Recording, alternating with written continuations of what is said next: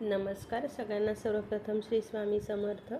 तर आज होता संडे आणि याआधी मी बरेच रेसिपीचे व्हिडिओ शेअर केलेत, व्लॉग्सही शेअर करते.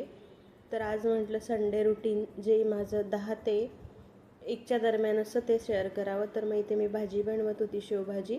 तर मध्येच असं असतं मुलांचं, हिचं चाललं होतं मम्मी पाठांतर घे. तर मग भाजी बनवता बनवता मध्येच थांबली आणि तिचं पाठांतर घेतलं. त्यानंतर इथे चालला होता शेवभाजीचा मसाला. कांदा, खोबरं, लसूण एकत्र वाटून घेतलं. ते आधी फोडणीला घातलं तेलात जिरे मोहरी घालून मग ते कांद्याचं वाटण, कांदा खोबरं आणि लसणाचं वाटण घातलं. थोडंसं आलंही होतं.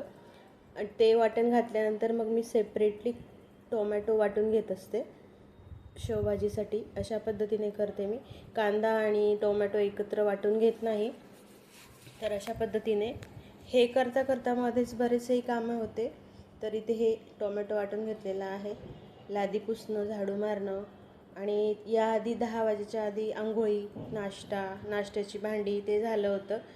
संडे असल्यामुळे मग जरा जेवण म्हटलं बनवावं. तर मग हे आता चाललं होतं शेवभाजी. जिरं मोहरीची फोडणी, त्यानंतर कांद्याचं वाटण, त्यानंतर मग घातलं होतं टोमॅटोचं वाटण. तर अशा पद्धतीने ऑलमोस्ट फोडणी झालेली होती. तर मी प्रत्येक भाजीला गरम पाणी करत असते, हेही तुम्हाला आधी रेसिपींमध्ये सांगितलेच आहे. तर शेवटी होतं मीठ. आता अशा पद्धतीने भाजी झालेली होती. तर आता म्हटलं चपात्यांचं पीठही आधीच मळून ठेवलेलं होतं, ते छान मुरतं मग भाजी होईपर्यंत. तर असंच तुम्हीही भाजी करण्याआधी चपात्यांचं पीठ मळायचं, मग भाजी करायची आणि मग चपात्या लाटायला घ्यायचं. म्हणजे भाजी करता करता तेवढ्या वेळात मग ते चपात्यांचं पीठ छान मुरतं. तर अशा पद्धतीने माझं रुटीन चाललेलं होतं. तर इथे हा आमचा दादा त्याला काय मध्ये मध्ये यायचंच असतं. तर हा झुमका घेऊन आला होता दाखवायला. तर अशा पद्धतीने त्याचंही मध्ये मध्ये चाललं होतं. तो काही मात्र अभ्यासाला बसत नाही, अशा सतत खोड्या काढत असतो.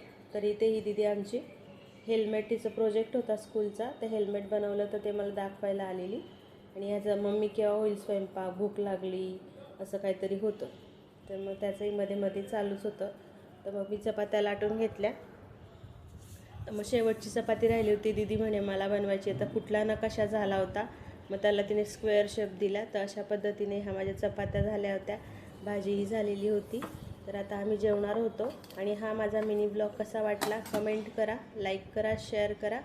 तर अशा पद्धतीने हा होता माझा मिनी ब्लॉग, संडे रुटीन 10 ते 1. मग 1 वाजेनंतर सगळं आवरून झालं आणि मग आम्ही थोडासा आराम केला.